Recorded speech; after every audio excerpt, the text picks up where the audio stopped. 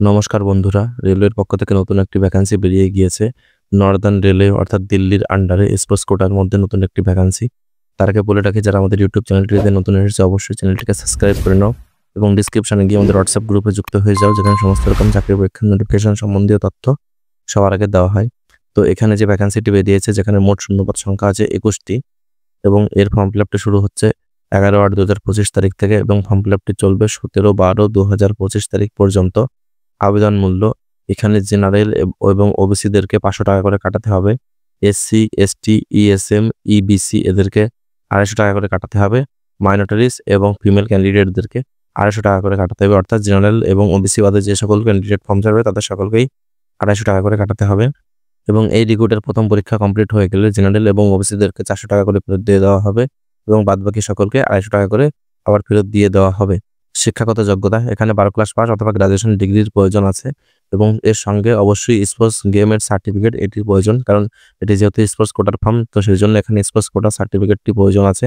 বয়স সীমা এখানে 1/1/2026 তারিখ অনুযায়ী 18 থেকে 25 বছরের মধ্যে বয়স থাকতে হবে এবং এর সঙ্গে সঙ্গে এসসি এবং এসটিরা 5 বছরের অতিরিক্ত বয়সের ছাড় এবং ওবিসিরা 3 বছরের অতিরিক্ত বয়সের ছাড় পেয়ে যাবে।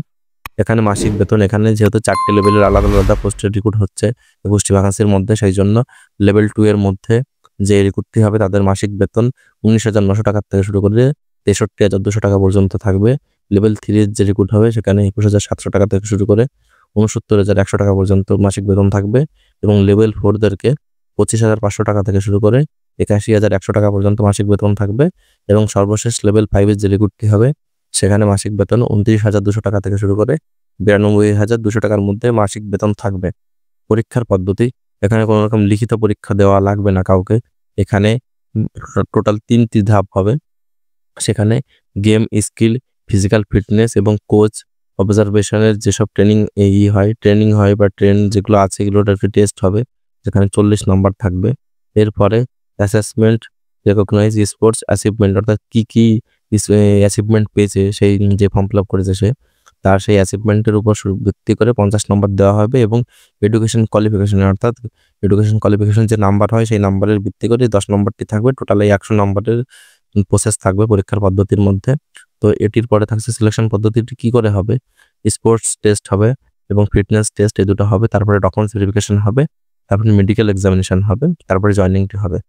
তো এই হলো এই রিক্রুটমেন্টের প্রসেস। যদি ভিডিওটি ভালো লেগে থাকে অবশ্যই ভিডিওটিকে একটি লাইক করে দেবেন এবং ডিসক্রিপশনে গিয়ে আমাদের হোয়াটসঅ্যাপ গ্রুপে যুক্ত হয়ে যাবেন, যেখানে সমস্ত রকম চাকরির পরীক্ষার নোটিফিকেশন সম্বন্ধিত তথ্য সবার আগে দিয়ে দেওয়া হয়।